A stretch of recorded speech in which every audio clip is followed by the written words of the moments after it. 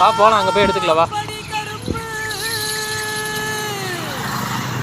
அது அங்கே நிழலா இருந்துச்சு பாத்தியா, எப்படி இருந்துச்சுன்னு பாத்தியா?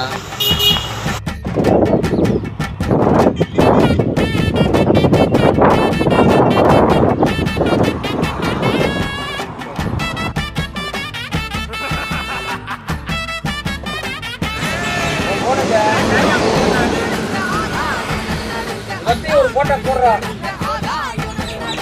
கண்ணாடியை போட்டு